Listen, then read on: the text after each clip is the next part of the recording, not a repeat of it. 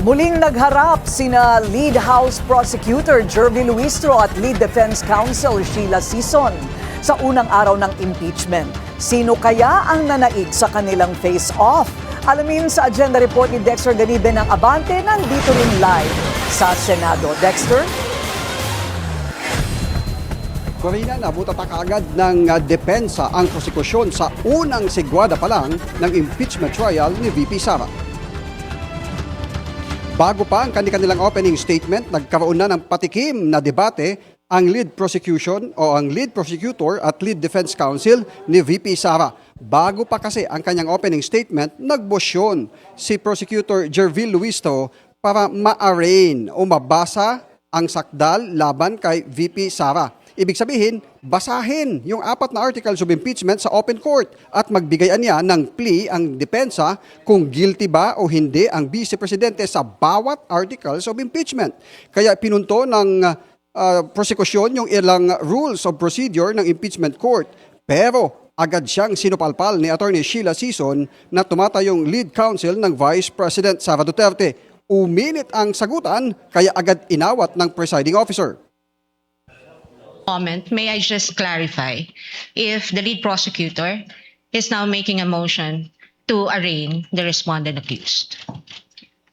Your Honor, whether this is arraignment or otherwise, the motion of the prosecution is very much consistent with the Senate rules on impeachment. I think the question, Your Honor, is very simple. As I have It's mentioned, Your answerable by Honor. yes or no, Your Honor. Rule Is the 7, lead prosecutor Rule 9, is the lead Let this prosecutor not be a debate between the requesting councils. for the respondent accused to Counsel be for arraigned, Your Honor? respondent, kindly make your comments and avoid asking questions from the counsel for the prosecutor. Sa komento ng depensa, giniit ni Attorney Sison na mali ang pagkakaintindi ng prosekusyon sa Rule 7 ng Impeachment Court dahil nakalagay naman dito na maaring humarap ang isinasakdal sa pamamagitan ng kanyang legal counsel at nakapaghain naman ang Vice Presidente ng kanyang tugon sa Articles of Impeachment. Sasayang din anya ng oras ang panukalang basahin sa korte yung 23 pahinang Articles of Impeachment. At panghuli, giniit ni Sison na kailangan munang maipresenta ang lahat ng ebidensya sa lahat ng articles of impeachment bago magdesisyon ang korte at hindi pwede yung paisa-isang desisyon sa bawat articles hanggat hindi natatapos ang lahat. Kaya ang pasya ng impeachment court denied ang motion ng prosekusyon.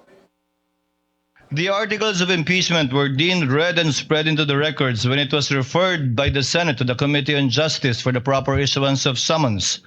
And a plea of not guilty will only be entered in accordance with our rules in behalf of the Vice President if she does not file an answer. But in this case, she has filed an answer and in fact has appeared through counsel.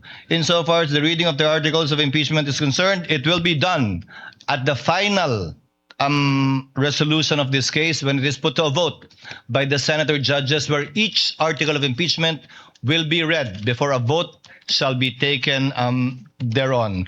For those reasons, the motion is denied. Corina, sa kanyang opening statement, giniit ni Attorney Sheila Sison na ang burden of proof ay nakasalalay pa rin sa prosekusyon. Giniit naman ng depensa na nasa prosekusyon ang makinarya para siraan ang bise. Pero hanggat hindi anya nalilitis ang lahat ng ebidensya at tumitistigo ang lahat ng mga testigo, ay mananatiling inosente sa mga paratang ang bise. Corina? Dexter, sa kasaysayan, mayroon nang na-impeach on just one article of impeachment, no?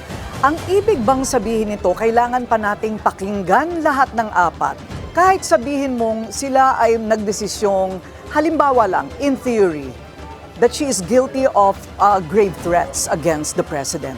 Kailangan pa rin natin pakinggan yung iba. Hindi pa sila magdedesisyon. Tama ka dyan, Corina, dahil paliwanag ng presiding officer batay sa nakasaad sa Rules of Procedure ng Impeachment Court, kailangang dinggin, ipresenta at litisin ang lahat ng ebidensya sa Article 4, Article 1, Article 3 at Article 2 na siyang pagkasunod-sunod ng paglilitis doon sa articles of impeachment bago sila mag-decide. At yung pag-decide nila ay maaring isa-isa, i-decide nila yung Article 3, Article 1, Article 4, Article 2 kapag naipresenta na lahat. Corina. Ayun, kaya talaga nga abot ng 3 buwan.